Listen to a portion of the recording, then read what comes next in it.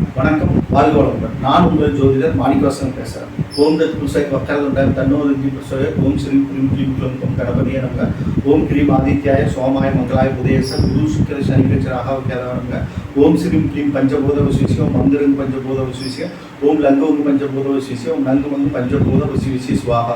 9 நவகிரகங்கள் 5 பஞ்சபூதத்தினோட அனுகிரகம் பரிபூர்ணமாக அனைத்து ஜோதிட அன்பர்களுக்கும் ஆன்மீக பெரியவர்களுக்கும் கிடைக்க எம்பெருமான் முருகப்பெருமான மனதார பிரார்த்தனை பண்ணுறோம். ஓம் சரவண பவாய் முருகா.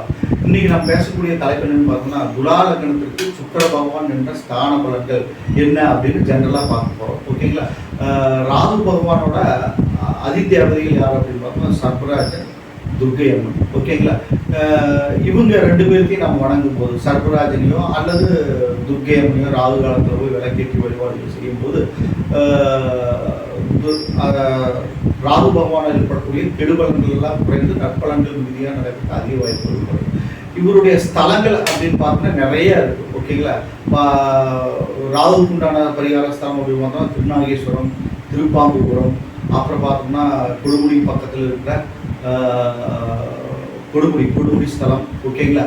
அடுத்தது பார்த்தோம்னா கேரளா மாநிலம் மன்னர் சாலா, பாம்பு மேற்காடு, அப்புறம் காலஸ்திரி, இந்த மாதிரி ஸ்தலங்கள் எல்லாம் போயிட்டு ராகுக்கு பிரீத்தி சாதி செய்யறது ஒரு அற்புதமான பலாபலன்களும் நடக்கும். அவருடைய 18 வருட தசாப்தி காலங்களில் இந்த ஸ்தலங்களுக்கெல்லாம் வருஷத்துக்கு ஒரு முறை போய் வழிபாடுகள் வச்சுக்கிறது ஒரு அற்புதமான பலன்களை தர வல்லது. ஓகேங்களா. என்னுடைய வீடியோ நிறைய பேர் சப்ஸ்கிரைப் பண்ணாமல் பார்த்துட்டு இருக்கிறீங்க. ஓகேங்களா. புதுசாக பார்க்குறவங்க சப்ஸ்கிரைப் பண்ணிட்டு பாருங்கள். அதே மாதிரி சப்ஸ்கிரைப் பண்ணாமல் பார்த்துட்டு இருக்கிறவங்க சப்ஸ்கிரைப் பண்ணிட்டு பாருங்கள். ஏன்னா நான் சொல்லக்கூடிய ஒரு நல்ல நல்ல விஷயங்கள், இப்போ கோயில் வழிபாடுகளெல்லாம் நான் சொல்கிறேன், அதெல்லாம் வந்து மற்றவங்களுக்கு போய் சேரணும். ஓகேங்களா. அது மூலமாக அவங்களும் பயன்பெறணும். அதனால் நீங்கள் வந்து சப்ஸ்கிரைப் பண்ணிவிட்டு பெல் சிம்பிள் அமைத்திட்டீங்கன்னா தான் ஆளுங்கிற ஆப்ஷன் அமைத்திட்டாதான் இது வந்து மற்றவங்களுக்கு போய் சேரும். நான் போடுற ஒவ்வொரு வீடியோவும் உடனுக்குடன் உங்களுக்கு வந்து சேரும். நீங்கள் அதை பார்த்து பயன்பெற முடியும். ஓகேங்களா.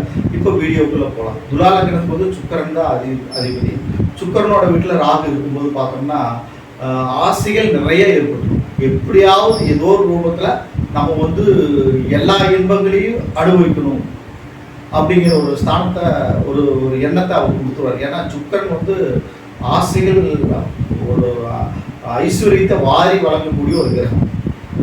அதை வந்து ராகு வந்து பார்த்தோம்னா எல்லா இன்பங்களையும் உடனே அனுபவிக்கணும் எந்த வழியாவது அப்படின்னு சொல்லக்கூடிய ஒரு கிரகம். அவர் வந்து அந்த இடத்துல அமரும் போது பார்த்தோம்னா நிறைய ஆசைகளை கொடுத்து அதன் பேரில் போய் அதை அனுபவிக்க வச்சு அது மூலமாக கஷ்டங்களையும் நம்மளுக்கு ஏற்படுத்தி கொடுத்துருவார். புரியுதுங்களா. அதுதான் ராகுவோட வேலை. ராகு வந்து போகக்காரங்க எல்லா போகத்தையும் அனுபவிக்கணும்.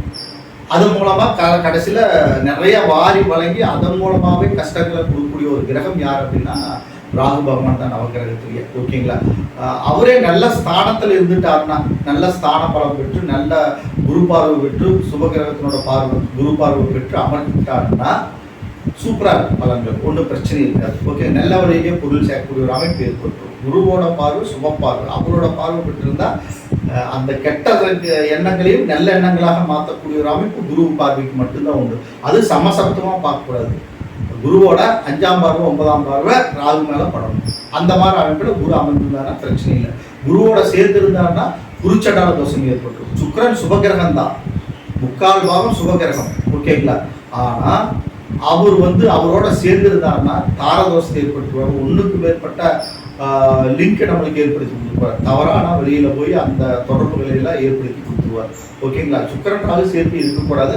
சில இடங்கள்ல சேரலாம், சில இடங்கள்ல கேந்திர திரிகோணங்கள்ல மெயினாக சேரக்கூடாது. ஓகேங்களா. சேர்ந்துருந்தா நம்மளுக்கு பிரச்சனைகள் தான் அதிகமாகும். ஓகேங்களா.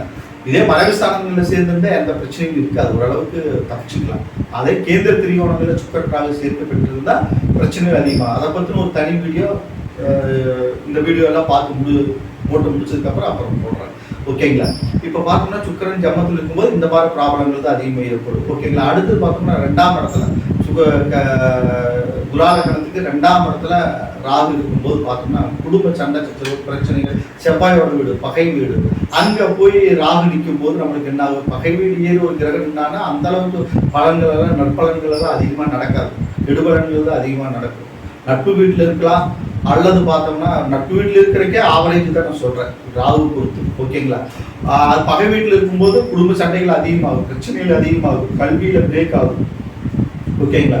பிரச்சனைகளை அதிகமாக சந்திக்கிறது. அப்போ வந்து நான் சொன்ன முதல்ல வீடியோ ஆரம்பிக்கும் போது நான் சொன்னும்போது அந்த மாதிரி சர்ப்பஸ்தலங்களில் போய் வழிபாடு செஞ்சுக்கிறது, செவ்வாய்க்கிழமைக்கு துர்க்கை அம்மனுக்கு விளக்கேற்றுறது, ராகு காலத்தில் விளக்கேற்றி குங்கும அர்ச்சனை பண்ணுறது, ஓகேங்களா. இந்த மாதிரி வழிபாடுகள், லெமன் விளக்கு ஏற்றுறது, அப்புறம் லெமன் மாலை, எலுமிச்சம்பழம் மாலை போடுறது, இதெல்லாம் ஒரு அற்புதமான பலாபலன்கள். முருகப்பெருமான் வழிபாடுகள்லாம் வச்சுக்கணும். 2ஆம் இடத்துல செவ்வாய் வீட்டில் இருக்கிறப்போ, துலாலக்கணத்துக்கு செவ்வாய் வீட்டில் 2ஆம் இடத்துல இருக்கும்போது உச்சி வீட்டில் இருக்கிறப்ப இந்த வழிபாடுகள் எல்லாம் வச்சுட்டிங்கன்னா ஓரளவு கெடுபலன்கள் எல்லாம் குறைந்து நற்பலன்கள் நடக்கிறதுக்கு அதிக வாய்ப்புகள் உள்ளது, ஓகேங்களா. அடுத்து பார்த்தோம்னா 3ஆம் இடம் தனுஷில் நிற்கும் போது வெற்றி ஸ்தானம், ஓகேங்களா, தைரிய ஸ்தானம். அந்த இடத்துல அவர் நிற்கும் போது அதே அற்புதமான பலாபலன்கள் நடக்கும், ஓகேங்களா. அதே அற்புதமான பலாபலன்கள் நடக்கும். தைரியம் மேன்மைப்படும், போட்டி பந்தயங்களில் வெற்றி ஏற்படும், இளைய சகோதர வழியில நற்பலன்கள் மிகுதியாக நடக்கும். ஒன்றும் பிரச்சனை இல்லை, சூப்பராக இருக்கும், ஒன்றும் கவலைப்பட தேவையில்லை. அடுத்தது 4ஆம் இடம் சனி மகர வீடு. அங்கே அமரும் போது கொஞ்சம் கேர்ஃபுல்லாக தான் இருக்கணும். தாயாருக்கு உடல் உபாதைகள், உடல் பிணிகள், தாயாரின் மூலமாக அனுகூலமற்ற பலன்கள் எல்லாம் ஏற்படுறது, எல்லாத்தையும் கொடுத்து கெடுக்கிறது, ஓகேங்களா. தாயார் மூலமாக ஒரு நன்மை நடந்தால் அது மூலமாகவே நமக்கு ஒரு பிரச்சனைகள் ஏற்படுறது, வண்டி வாகனங்கள் வாங்கினா அது மூலமாகவே பிரச்சனை ஏற்பட்டு அது விற்கக்கூடிய நிலைமை ஏற்படுறது, அது மூலமாக நிறைய செலவுகள் ஏற்படுறது.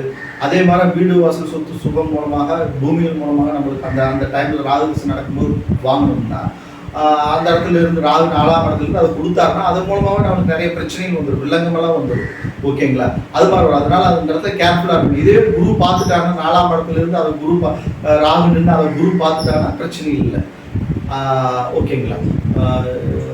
கொஞ்சம் மனக்குழப்பங்களையெல்லாம் கொடுத்துருவார், ஓகேங்களா. அனுகூலமற்ற பலன்கள் தான் நடக்கும். அடுத்து 5ஆம் இடம் பூர்வமி ஸ்தானம். துலாலக்கணத்துக்கு 5ஆம் இடம் கும்பத்தில் ராகு பகவான் நிற்கும் போது புத்திரர்கள் வழியில பிரச்சனைகள், அனுகூலமற்ற பலன்கள் எல்லாம் ஏற்படுறது, ஓகேங்களா. சண்டை சச்சரவு வர்றது, ஓகேங்களா. குலதெய்வம் கோயில் வழிபாடுகள் எல்லாம் வச்சுக்கணும் அந்த இடத்துல 5ஆம் இடத்துல ராகு நிற்கும் போது.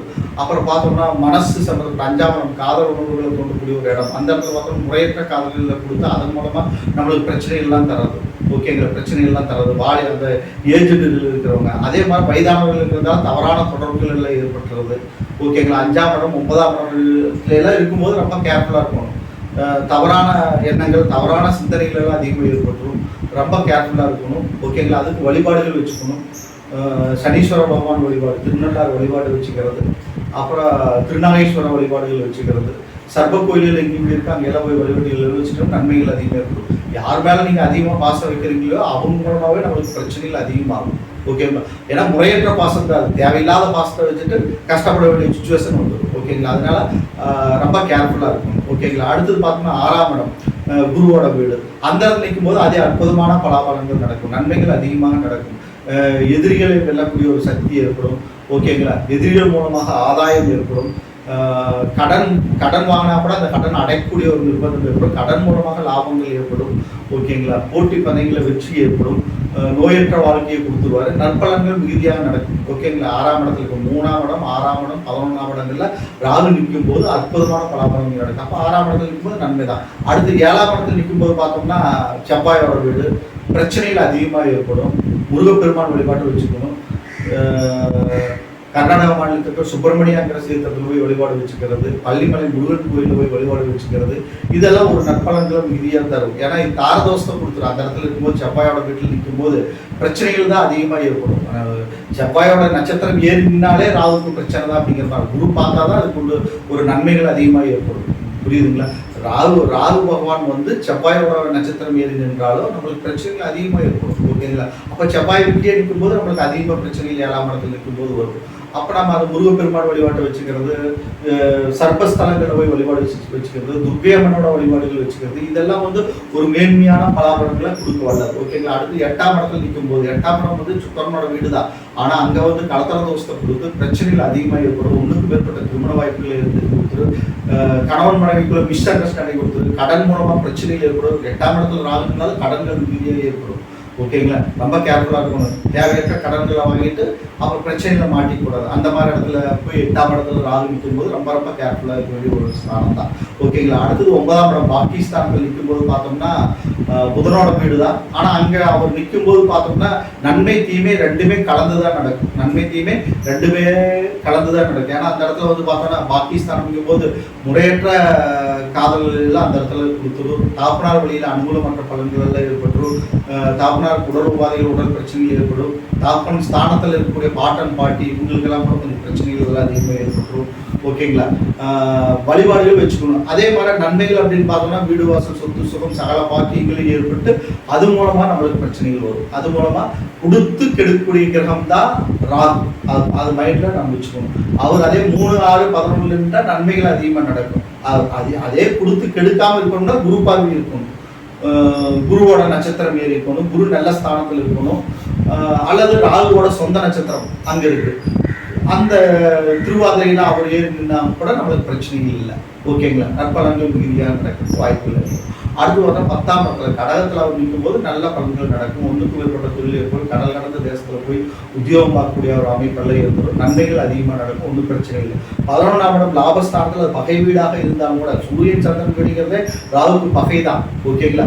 நம்ம ராமேஸ்வரம் சூரியன் சந்திரன் வீட்டில் ராகு நிற்கிறாரு. நல்ல ஸ்தானமா 10ஆம் இடம் 11ஆம் இடமா வந்தாலும் கூட ராமேஸ்வரம் காசி இந்த மாதிரி இடங்கள்ல போய் முன்னோர்களுக்கு திதி தர்ப்பணம் எல்லாம் கொடுக்கும்போது பலன்கள் மேன்மையாக நடக்கும். ஓகேங்களா. அது மறந்துடக்கூடாது. அடுத்து 11ஆம் இடத்துல ராகு நிற்கும் போது துராலகணத்துக்கு அது வந்து பாதகஸ்தானம். அந்த இடத்துல நிற்கும் போது ஆடுதுறையில் இருக்கிற சூரிய நாராயணன் கோயிலில் போய் வழிபாடுகள் வச்சுக்கிறது, ராமேஸ்வரம் போயிட்டு வர்றது, காசி போயிட்டு வர்றது, இந்த ஸ்தலங்கள் எல்லாம் போயிட்டு முன்னோர்களுக்கு போய் திதி தர்ப்பணம் எல்லாம் பண்ணும்போது லாபங்கள் மேலோங்கும், நன்மைகள் அதிகமாக நடக்கும். ஓகேங்களா. இரட்டிப்பான லாபங்கள் எல்லாம் அதிகமாக நடக்கும் ராகுங்க நிற்கும் போது. குபேர ராகுவாக செயல்பட்டு அஷ்டலட்சுமி யோகத்தை கொடுத்து மகாலட்சுமி யோகத்தை கொடுத்து நன்மைகள் அதிகமாக நடக்கும். இந்த மாதிரி பரிகாரங்கள் நீங்கள் வச்சுக்கிட்டீங்கன்னா ஓகேங்களா. மெயின் வந்து தெய்வ வழிபாடுகள் தான் முக்கியம். எந்த கிரகமாக இருந்தாலும் அந்த கிரகத்தினோட அதிதேவதைகளை வணங்குறது ஒரு அற்புதமான பலபலன்களை கொடுக்க வல்லது. ஓகேங்களா. அடுத்தது 12ஆம் இடம் பிரயஸ்தானம் புதனோட வீட்டில் நிற்கும் போது கன்னியா லக்னத்தில் கன்னியா ராசியில் நிற்கும் போது துலாலக்கணத்துக்கு வந்து சுபவிரயங்கள் ஏற்படுறதுக்கு அதிக வாய்ப்புகள் ஏற்படும். ஓகேங்களா. நன்மைகள் அதிகமாக நடக்கும். ஒன்றும் பிரச்சனை இல்லை. நட்பு வீடு தான். ஒன்றும் கவலைப்பட தேவையில்லை. ஓகேங்களா. இப்போ பார்த்தோம்னா துலாலக்கணத்திற்கு 12 ஸ்தானங்களையும் ராகு பகவான் என்ன பலன்கள் நடக்குது பொதுவாக ஜென்ரலாக பார்த்தோம். என்னுடைய வீடியோவை பார்த்து முடிச்சுட்டு சப்ஸ்கிரைப் பண்ணுங்கள். பெல் சிம்பிள் அனுப்புங்க. உங்கள் ஃப்ரெண்ட்ஸ்க்கெல்லாம் ஷேர் பண்ணுங்கள். என்னிடத்துல ஜாதகம் பார்க்கணும், பிரச்சனை பார்க்கணும், திருமண பொருத்தம் பார்க்கணும்னு என் நம்பருக்கு நீங்கள் கான்டாக்ட் பண்ணுங்கள். வணக்கம். வாழ்க வளமுடன்.